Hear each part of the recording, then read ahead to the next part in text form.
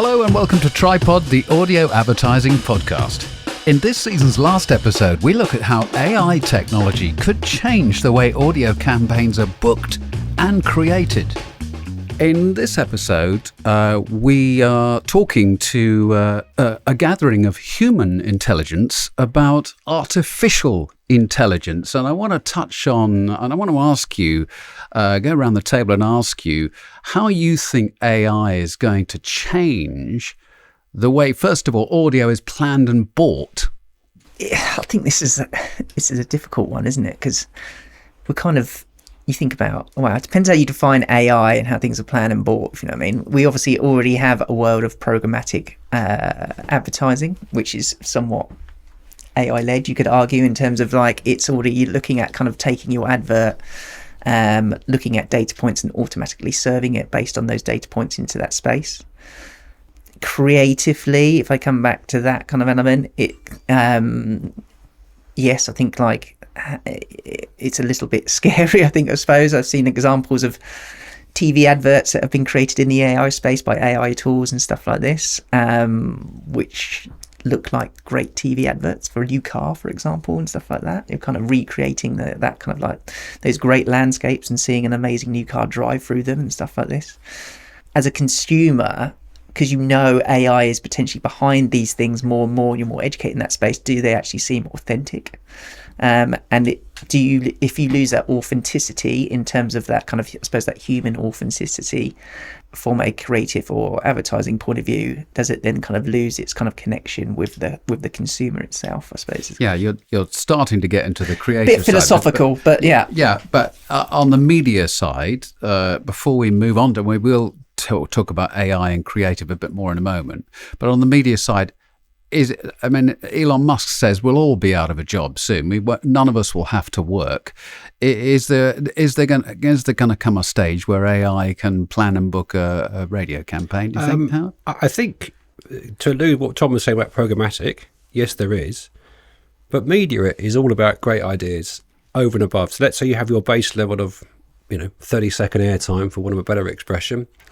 But that means there's no differential between what I do as an individual, it's much as my expertise versus Tom's expertise for his clients, and our relationships we have with the media owners. So I guess maybe the airtime buying may get more sophisticated, but then who's selecting where that airtime goes? We spoke about another episode about the placement of spots and how they're optimized. I know through my experience where I should be, and my own research, where I should be placing those spots. A machine might do it for me, but I'm up against Tom's AA machine. We may have the same technology. The difference is that is the difference between me and Tom in terms of our own expertise or another individual. And I think we spoke about doing bigger and better opportunities with radio stations or with audio platforms, and that's a human interaction, because it's briefing and it's collaboration, it's meeting, it's sparking ideas. And creating an opportunity for an advertiser or a client. But I could see maybe where the automation of buying pure spots may develop or get more sophisticated. But certainly I don't think, predicting now, that it's a human business in that sense, in terms of creating. A machine cannot create, I don't think, what a human can create in terms of that interaction and briefing and that experience that I just think cannot be taught, and it's who and sometimes in these, when you're doing planning and buying, in terms of getting access to the right opportunities. And a machine, I can tell you because I've tried it, can create a radio ad. Should a machine be creating a radio ad? I mean, you touched on this briefly, Tom. It's a question of being genuine, isn't it? And communicating with human beings using the voices of other human beings. Can we tell the difference? I think we probably can between an AI voice and a human voice, but it is developing apace. Are we in danger of losing sight of what really matters, do you think? I think Tom nailed it when he said about authenticity, but it is a frightening space for audio, for voices, I think, in general, because, I've worked with a company based in the US, and I had a 2-hour long meeting with them of them recording me saying various statements, and then the next day they sent me a copy of my voice, and I could pump in whatever I wanted to type into my screen, and it would give me an audio file of me saying that afterwards. So, didn't necessarily fool me, nor my wife, but it's luckily it's not yet. That's not to say that these things are gonna. 2 years ago, you would never have even been able to dreamt of doing that. So within 2 years from now, what you can achieve is probably going to be even crazier. I mean, I've even listened to a podcast that is been hosted by Scarlett Johansson talking about her life and her career, and the whole thing has been generated by an AI voice of her voice, because obviously she's a very well-known actress. There's a lot of content out there for an AI to be able to replicate of her own voice and to be able to create that. So that's here and that's now. For us to be able to deal with a client or a brand and say, okay, we can have Stephen Fry read your ad, but it's not necessarily going to be Stephen Fry in a studio. I'm just going to type it into a machine and Stephen Fry's voice going to come out of it. And then Stephen Fry's lawyers will be on the phone. Exactly. Or does Stephen Fry... Or he's licensed his voice and Exactly. he's quite happy for people to use it. But then as a client, where are we going to get to? For me, I would rather pay a premium, perhaps, to have the real Stephen Fry in a studio doing it in his inimitable style. But we might get to a point where clients are just demanding, no, I just want Stephen Fry, and no one's going to tell the difference anyway, and that's a scary thought, I think. I would also add to that, I think from a listener perspective, we go back to that, listening to the radio station because of the presenters, and you know who they are, and you can see them in magazines, see them online, their personalities. You may be a TV personality or cross over with different media, but it's them, and therefore you've chosen to listen, an appointment to listen to that show particularly because of the presenters, and you have a affiliation with them. You understand them. They might be your age or talk the way you do or talk about the same things that you do.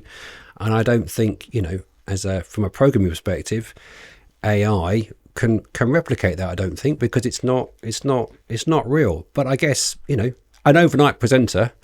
A lot of radio stations are automatically tracked in terms of their music and how it works. Then maybe you could see a role for an overnight presenter. But then, conversely saying that, overnight presenters have a lot of affiliation with their listeners because there aren't many people around at that time of night, and listeners have numbers and all that sort of thing in terms of... so that's the connection, and that's the beauty of the medium. And I think programmably, if you take that away, you're just missing that connection that a listener has with it. It's just like, well, I might as well just listen to a recorded, message. Yeah, there is on Spotify, there is a virtual DJ. There is, and that will speak to you and just play you music based on your habits. And call you by name. And call me by name. Yeah. I did try it out, and the first time I tried it, it's like, hey, Matt, well into dance music, obviously. One of my favourite dance music groups is 808 State, a Manchester-based acid house band group, whatever you could call them.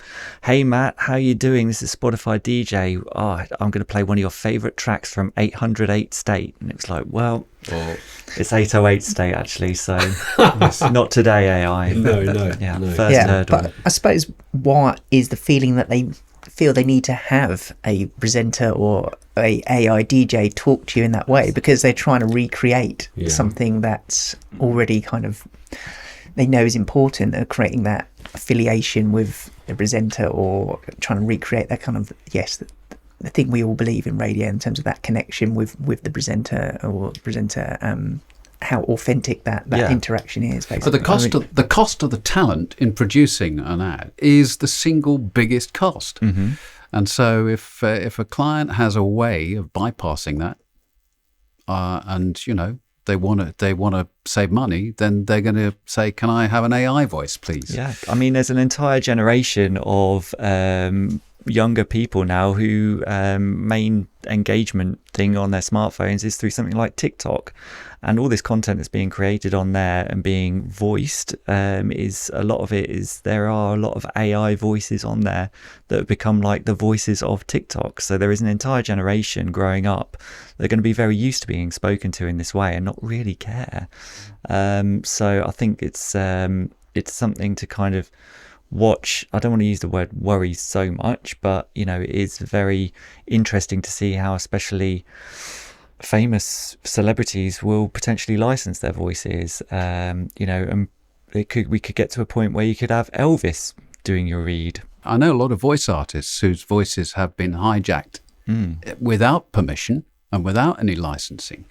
So it's not a good time to be a voiceover artist, I wouldn't have thought, is it? Well, yeah, and this is what we've just seen, obviously, with the actors and the writers and stuff like this. So I suppose in a way, if we don't want it to happen, we need to stand up and make our voices heard. But I can definitely sort of real ones. I think we're definitely going to get to a place where there's going to be a combination of both, isn't there? I think in the immediate future, where there will some AI elements will creep into that creative process. And I also think it will come down to effectiveness. I think if the AI, it just in terms of test and trials, if the voice is as effective as a real person's voice, then the advertiser might say, well, I'm going to go with the AI because it hasn't disrupted my results, and so be it. I mean, I think also as well, we shouldn't get away from the fact that AI, as scary as it is, it's also a brilliant tool and brilliant at, you touched on it, Howard, in terms of AI. It's not necessarily creative in that sense that the only information and things that it can pull is stuff that already exists. It's not got that human creation element yet. And I think it'll be an even scarier place when we get to that point. However, being able to use it as a tool is really, really helpful, for thought starters and things like that. I've certainly used it. I host my own podcast. I interview people all the time, and it's just being able to, instead of sitting down and really thinking about the questions I want to ask someone, you just pump into ChatGPT. Here's the person I'm interviewing. Give me 20 questions based on their life and career. I'd probably say 18 of them are probably very generic, but there will be one or two in there. It'll be like, oh right, okay, that's a good thought starting place. I won't obviously use it verbatim, but then that will carry you on. So in terms of just having that creative aspect to all of it, I think is very useful. Yeah, we already use it as a thought starter for copywriting sometimes, but we touched on this in the last season, in our last episode of season 1, and Kieran Murphy came up with a very interesting point. Is if in this world of AI, there are some AI ads out there, or the majority of ads, let's say, in the future are AI, the client that goes for real human voices is going to have extra cut through, I would have thought, wouldn't you? Well, and then, let's play that out exponentially as well. If you get to a point where all of the advertising, the creative is AI, are then the people going to be interacting on the client side? Are they going to be AI also? And then it just blows up even further from there. But like you say, to have that differentiator, maybe it will be a badge of honor in the future where it's like, actually, we've got a real human personality here, a real three-dimensional being that is, either voicing your ad or appearing in your ad. That could be a real point of difference. And like Tom said about, that actors' strike and the writers' strike that went on recently, I think Hollywood has kind of woken up to that fact. They don't want to be all replaced by digital doubles, as much as that could happen. So I think it will be hopefully an interesting space where people will be really bringing it to life, and you could have Elvis appearing in your movie with a real life actor of the day. I suppose there was the issue as well. Nothing's original, is it? Because at the moment AI draws on stuff that's already out there to kind of create something. So it's not creating an original. It's taking information and things that are already out there and just creating a version of that, if you know what I mean. So, I think originality will obviously be something that in this AI world will obviously be looked probably like will help you stand out massively, won't it, if you know what I mean. Tom Ballum from Mindshare, Matt Rouse from Octave, and Trisonic's media director Howard Bareham on how the future might look as AI becomes more prominent in the world of audio advertising. I'm Matt Hopper, and you've been listening to Tripod, the audio advertising podcast from Trisonic. There are 2 whole seasons of episodes full of useful information and advice for audio advertisers, so do check out some of our other episodes on YouTube or wherever you get your podcasts. If you have any questions arising from this episode, or you'd like to talk to us about audio advertising, email info@trisonic.co.uk or visit our website at trisonic.co.uk.